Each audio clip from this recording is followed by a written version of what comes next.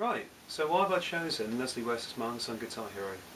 Well, from the period he came from, between the 1960s and the early 70s, there was a lot of prolific guitarists that came out, such as Carlos Santana, Alvin Lee, Jimi Hendrix, Pete Townsend, and all of those guitarists I've just mentioned all performed at the Woodstock Festival in 1969. Leslie West and Mountain did perform there as well, but unlike the prior performers, they never actually made it to the final roll of the film that was released. And it's only until a couple of years back, around about 2007, that the footage was actually unaired of their set, and people actually got to see how much of a good band they were. And considering around that time when it was filmed, the only really exposure you would have had would have been through, let's say, radio, newspaper, or possibly the cinema, unlike the internet we have now, where everyone has a voice and you can screen as much as you want or as little as you want. They really lost out on a big opportunity to get further exposure out there. And around that time, their biggest hit being Mississippi Queen, which still is their notable signature tune, and a lot of you probably would have heard of from either playing Guitar Hero 3, Rock Band, or going to see the Expendables recently because it had good into their score. It's the only one that really broke through into any kind of charting number for the singles chart. The album actually did fairly well, Mountain Climbing, and Nantucket Sleigh Ride did pretty good as well. But the problem was Nantucket Sleigh Ride didn't actually have a notable single, apart from maybe the title track, that actually did a real dent in the actual commercial charts. And after that, every consecutive album that really came out was more a compilation of live cuts and outtakes and odds and sods really. They got back together around the 1980s for a Deep Purple tour. The only problem is after that, from a creative point of view, there was a good at least 6 or 7 years between every single album. So to actually stay on the ball and have people still talking about you from your new material, it was pretty tough for him. So Leslie West did other work aside from his music. He actually did a film role in The Money Pit with Tom Hanks, believe it or not.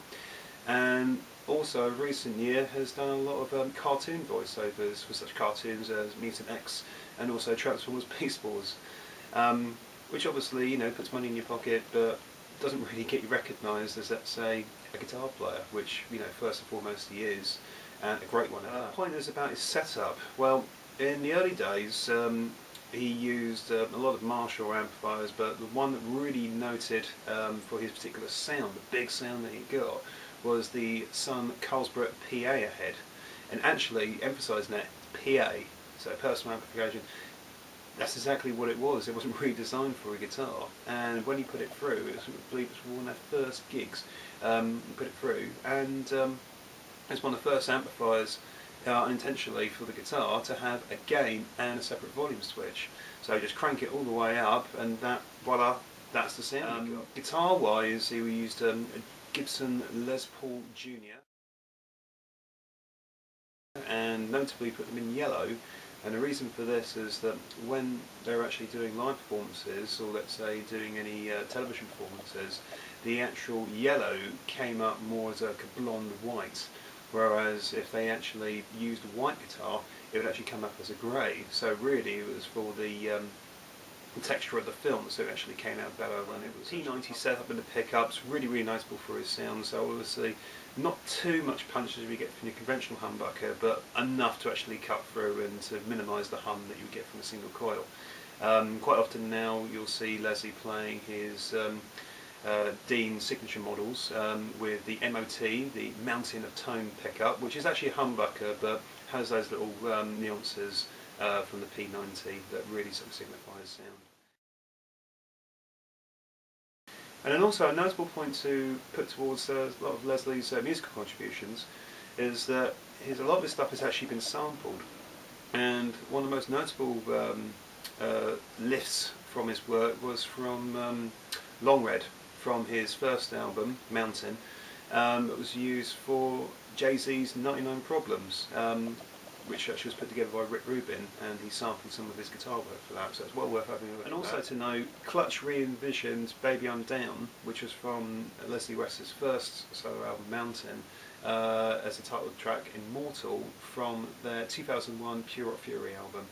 And if you listen to Neil Fallon's voice, he's got so many attributes that really sound like Leslie West, because if you see Leslie, I mean, he's a larger-than-life character in more ways than one. You know, he's got a big guitar tone, he's a big guy, and also he's got a big voice and big personality. Everything about this guy is just large and unlike. And that, all I can say is give the man his credit. He's influenced so many guitar players and is really considered, let's say, the guitarist.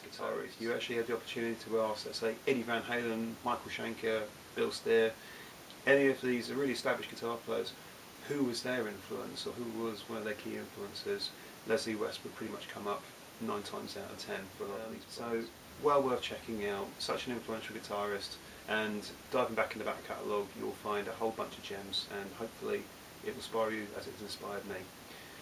So that comes to the end of my blog. I hope you've enjoyed the video, and check back for some more at my channel at Ben Pigiron. And if there's any suggestions for any other guitarist that you wish to be covered at all, I'm more than happy to have a look at it.